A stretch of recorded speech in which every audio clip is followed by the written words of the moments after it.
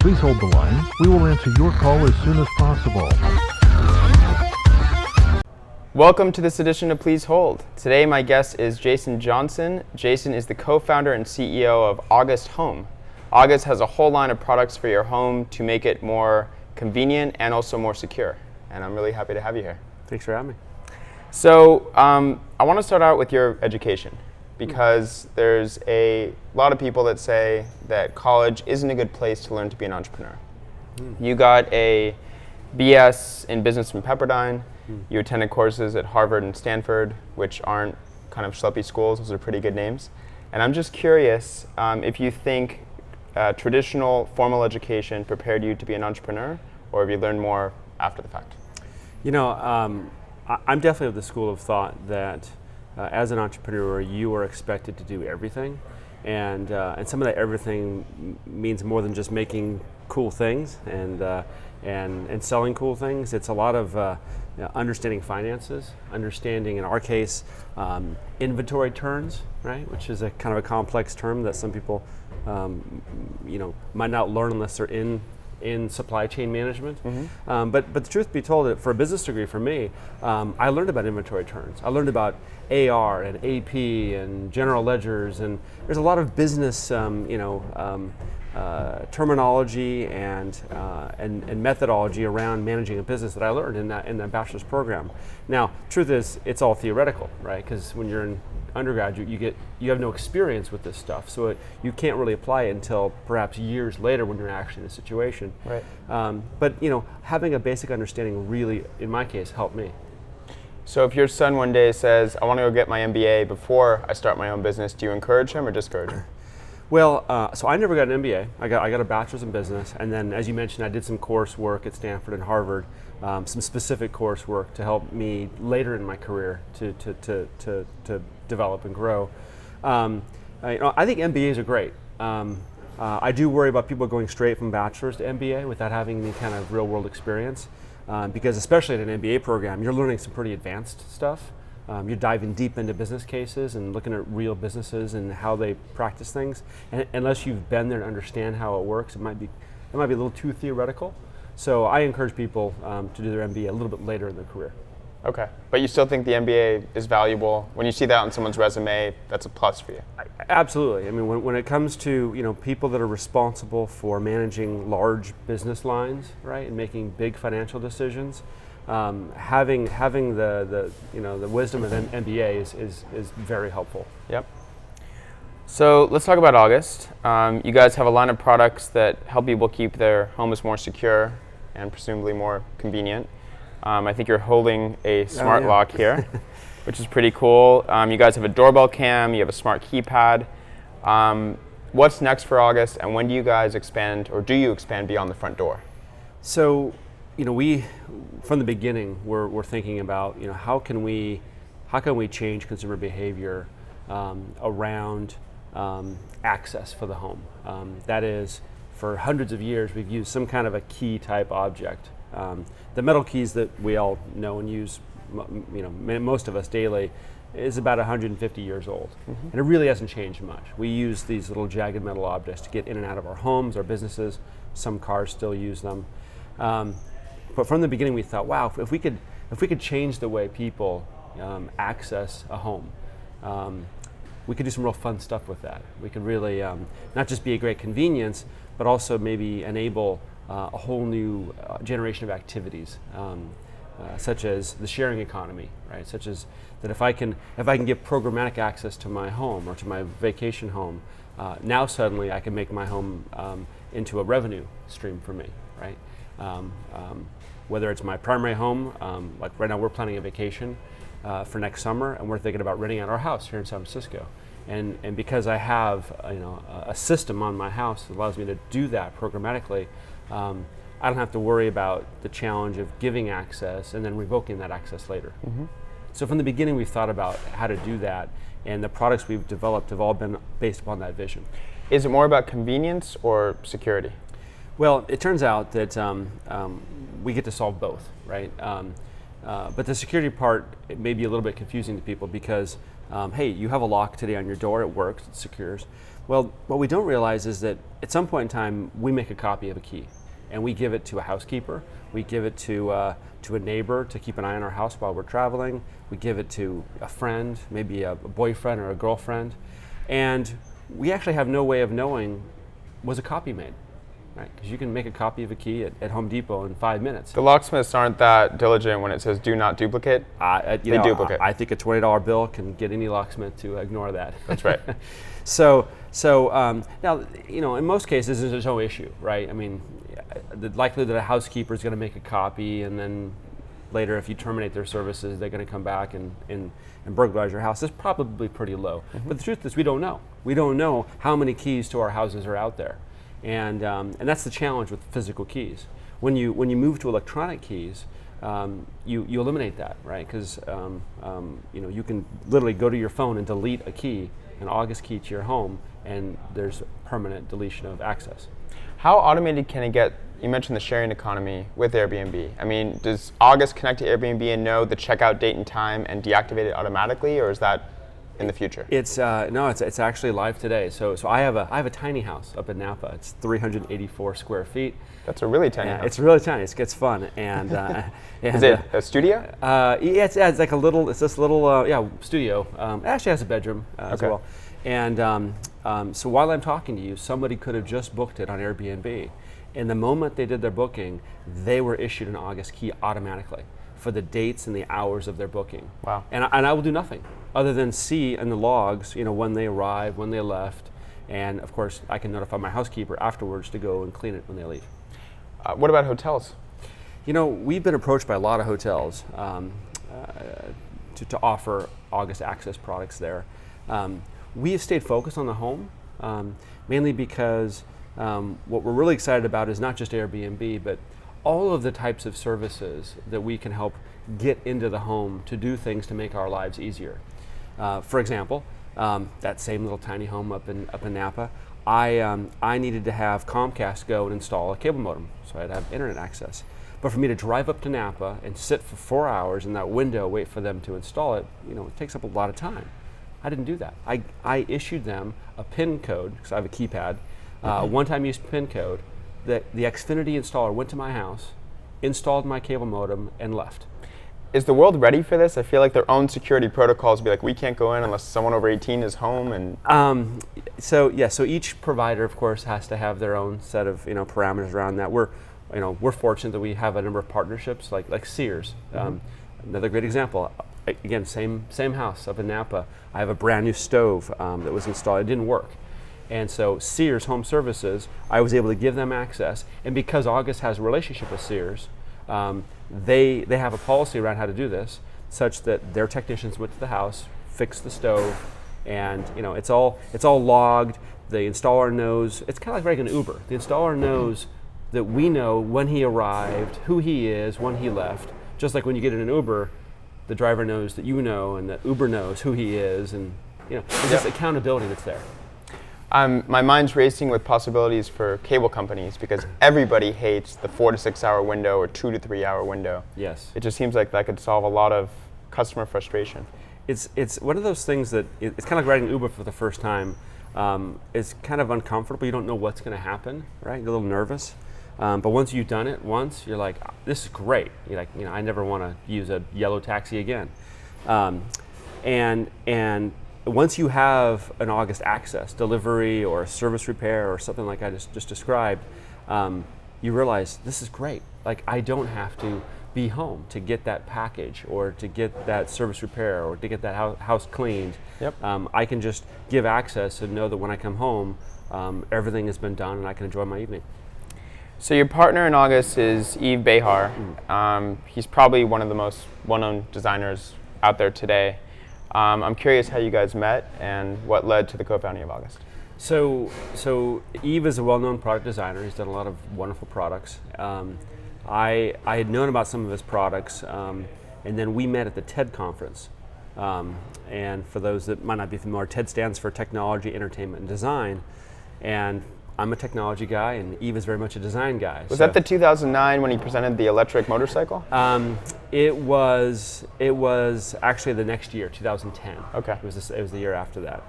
And right away, we started talking about technology for the home.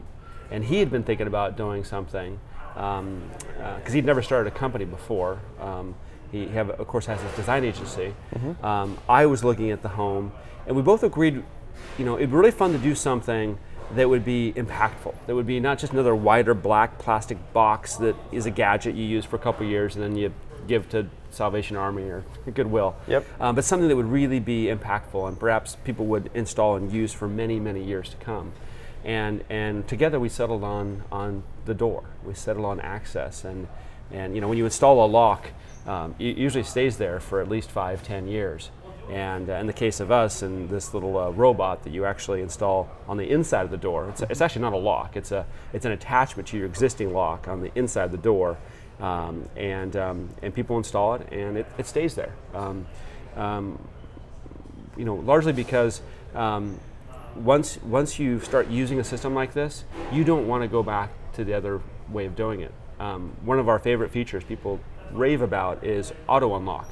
So when I walk up to the door in the evening, I leave my phone in my pocket, and because it's Bluetooth from my phone to this device, it unlocks my door, and I just walk in. And it's like the cars that have also keyless entry. You just grab the handle of the door, you pull it, and you don't do anything. You get in, you push a button. Once you've experienced that, you don't want to go back to the old way of using keys. Can you still unlock your door with a key? You can, because this only adds on to your existing lock. Nothing changes on the outside your door, so you can still use your key. Can also still look pretty or whatever kind of finish you have. People are very particular about the outside aesthetics of their door, and we don't change that at all. So you guys are integrated with Nest and Alexa, and you're sold in Apple stores, which are great partners and distribution channels. I'm curious how important it is, in your opinion, today to be in existing channels like that versus just go direct to consumer. So one of the things I've learned from friends that are also making consumer electronics is consumers want to see things a couple times before they make a buying decision, especially something that's $200. It's a considered purchase. And so being at Best Buy and at Target and Walmart and all these different stores, people will see it once or twice, and it might be the second or the third time they see it that they actually pick it up off the shelf, look at the box, and decide to put it in their shopping cart. And so, being omni-channel, as they say, and being in many, many retail stores, and we're now in more than 5,000 stores across North America, really helps build trust and confidence with consumers that this is a product that's going to be around for a long time, and it's best in class because it's so pervasive. How'd you get into Apple stores? So, interestingly enough, they approached us. Back when we launched 2 years ago, they were looking for high quality iPhone accessories, right? And that's how they look at a lot of these smart home products, as an accessory. And so they had approached us. And in fact, it was pretty neat because we were the first company that Apple ever let put a display in their stores.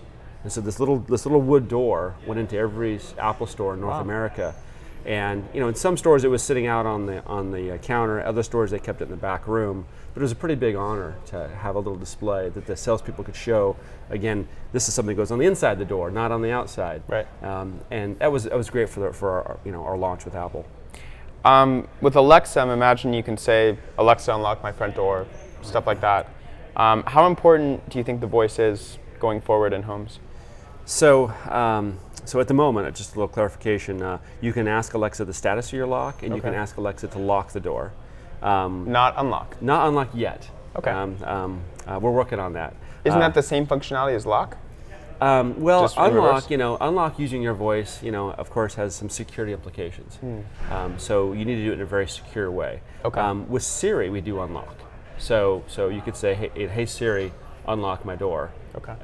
And that's because you have some kind of a passcode or a fingerprint on your phone that identifies you. Alexa, of course, is a little different because anybody can say it. Anybody can say unlock the door, lock the door. So you're worried about a thief yelling from the outside, Alexa, unlock my door. Yeah, I mean that could happen. Yeah, right? sure. Right, and so we've chosen to we always err on the side of safety. So we haven't implemented that feature yet. When we do, you'll understand how we approached it to solve for that. But voice is very exciting. I lock my doors in my house at night with my voice. I say, Alexa, lock the main door, lock the side door, or Siri. I can do it. If my phone is handy, I'll use Siri. If it's not handy, I use Alexa because I have a few of those throughout my house. Yep. So you guys are trying to automate the home. At Service, we're trying to automate customer service. I'm curious, how do you approach customer service here at August? Is it in-house? Do you outsource it? And how do you see the future of customer service compared to chatbots? Do you think they're going to come in? Are they going to automate things? Does it need to be more personal than that? It's a fun time to see all the great resources becoming available to help customers with their needs, with problem solving, with having the best experience possible with your products.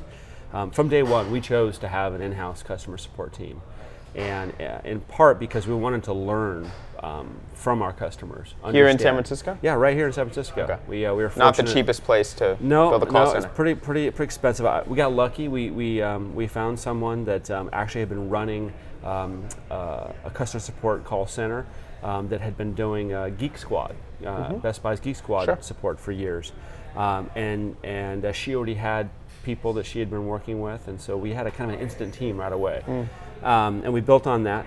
Of course, using knowledge bases online to try to help people that maybe need help when we don't have customer support, like at 1 o'clock in the morning.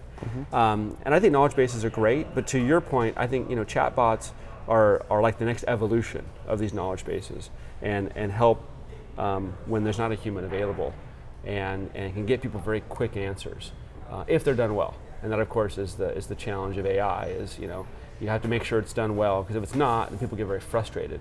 And if you're already having a challenge with a product, you don't want to add to people's frustration. If I am installing this at home and I run into a snag, can I call someone and get help? You can call someone, and one of the things that we love to do, and our customers love it, we do FaceTime. That was my next question. You can do video. It makes it so much easier for everybody. Yep. Because we can quickly see that you installed it upside down, or you're on the wrong side of the door, or whatever the thing is, or we can walk people through how to use it. We can instruct them, okay, now here's how you do this, here's how you do that, and people love that. I mean, we get great reviews because of our customer support. That's great.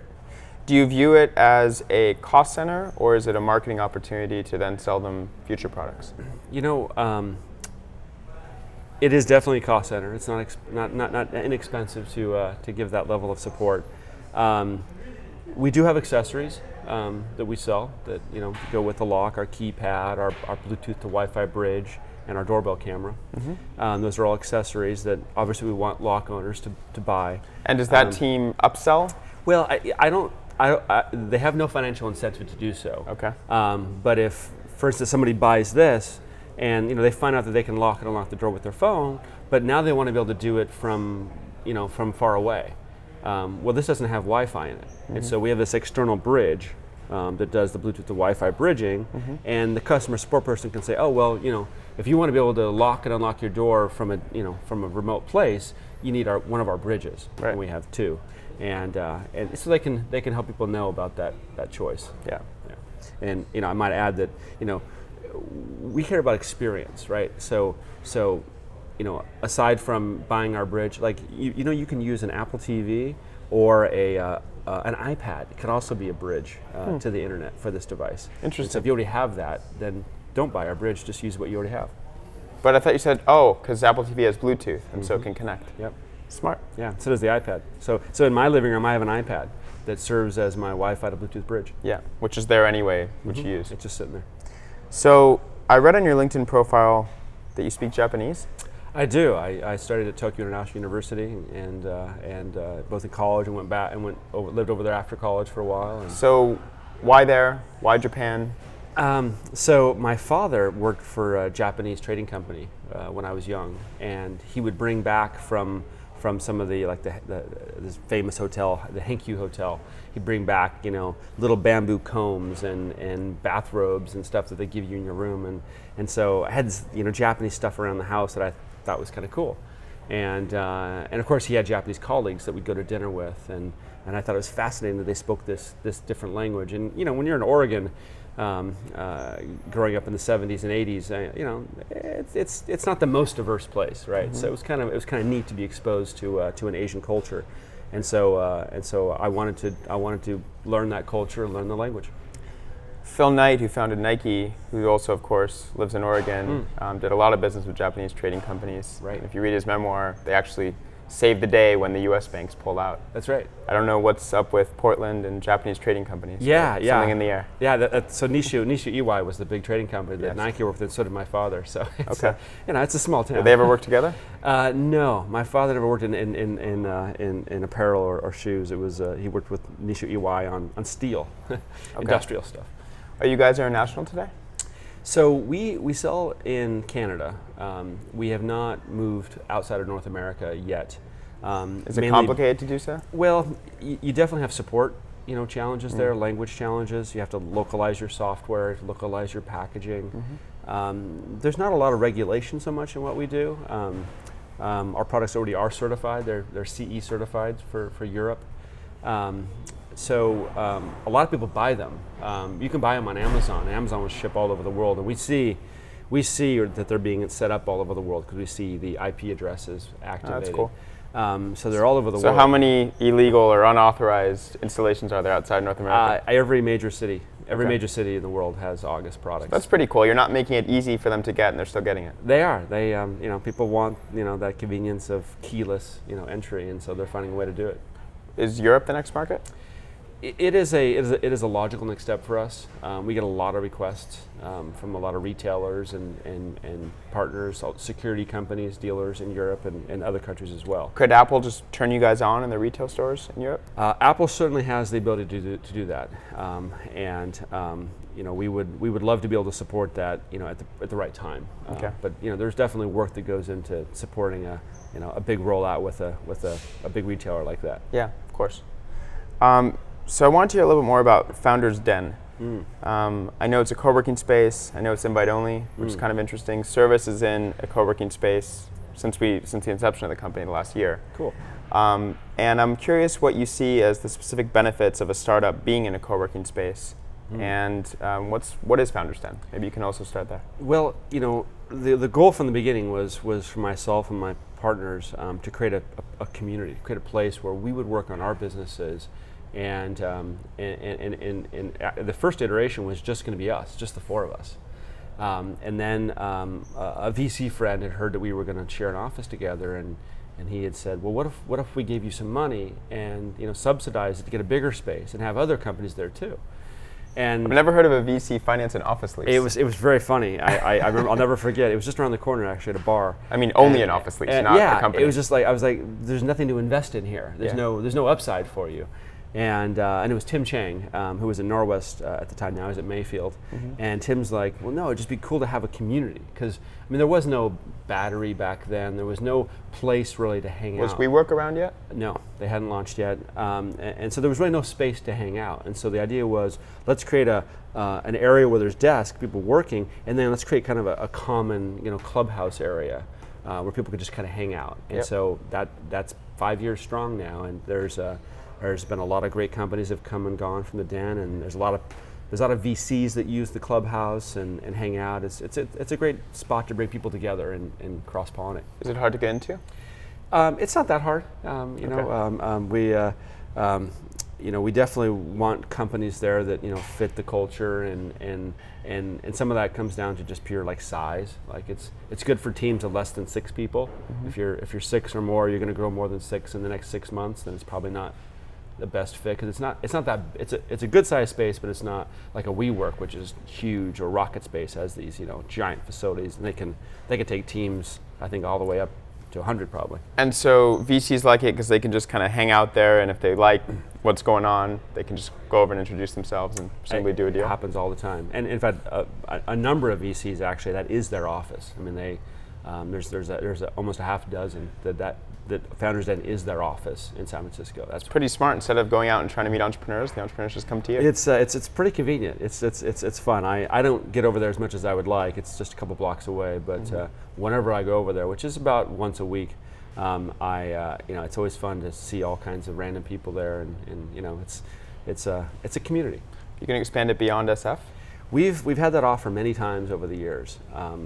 Great offers from giant real estate companies and giant tech companies that want to do it all over the world. Yep. And my partners and I, we decided a long time ago that Founders Den is a unique thing here in San Francisco. It could be replicated by other people in other areas, but it would really have to be done by them, right? For us to take it and put it there and then try to create it would not be an organic approach. And I think that this is the kind of thing, if you want to build a community, it needs to happen organically. So I encourage people in other cities to create their own Founders Den. Okay, fair enough.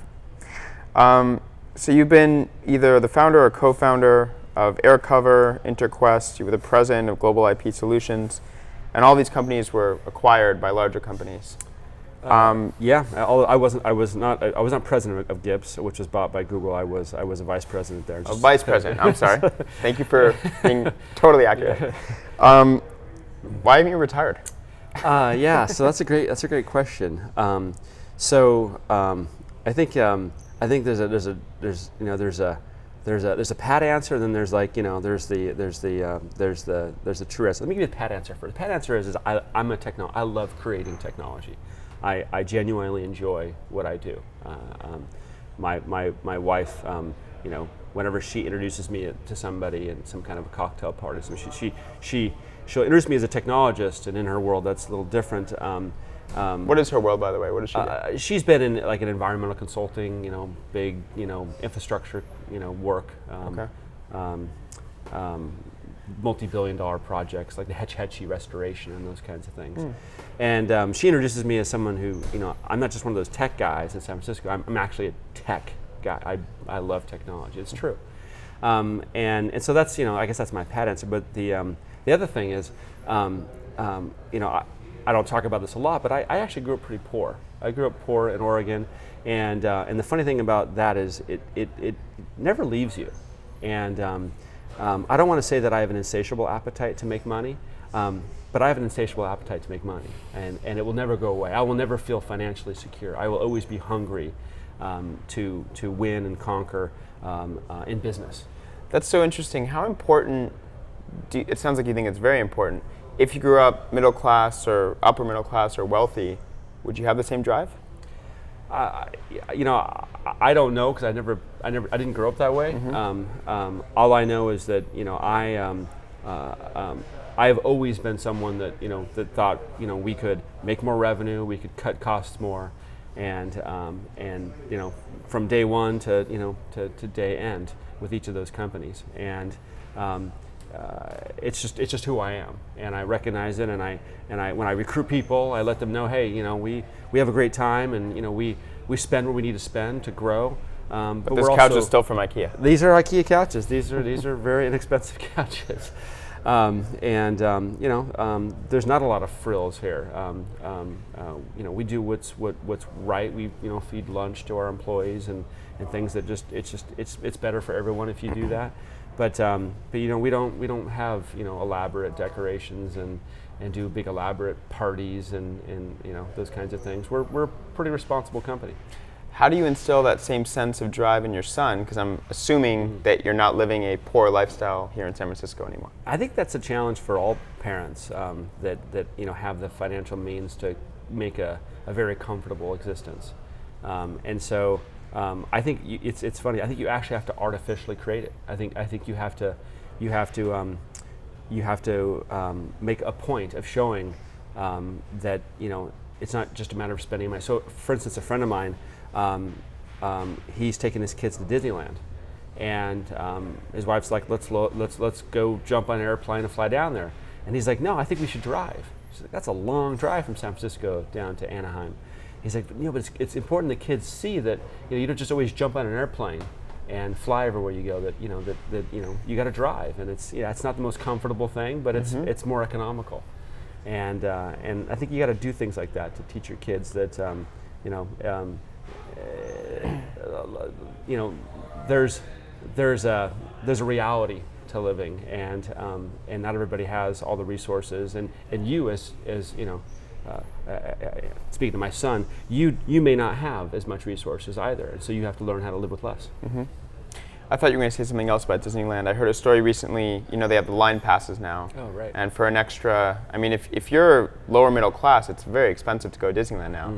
$100 per ticket, and then I think an extra $30 or $50, I don't know the exact price, you can cut the line.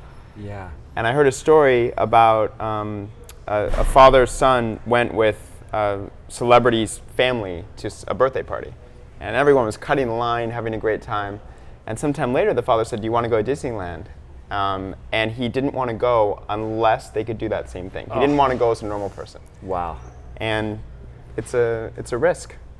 Yeah, it's something we all have to check ourselves, and know that once we expose our children, even expose ourselves to luxuries and to comforts, we can ruin ourselves. We can ruin our children, and we have to really be mindful of that. When you guys travel next summer, do you fly business class? I've never bought a business class ticket in my life personally. Never. Even if you're for business flying to London on a red eye to meet Apple the next morning, you're. When I was at Dolby Labs years ago, and they had a company policy: if you're flying more than 9 hours, you can fly business class. That's when I flew business class. Okay. But I've never personally bought a business class ticket for myself or my family, and I think it's important that my son understands that that's an extreme luxury that few people can afford. Yeah. Well, thank you so much for being on today. Yeah, it's my pleasure. Good conversation. Yeah, thanks. Did you like what you just saw? You want to see more? Go ahead and subscribe. We have new episodes every Tuesday. And if there's someone you want to see on the show, just add them as a comment down below. We'll take a look and we'll have them on if we can. Thanks again.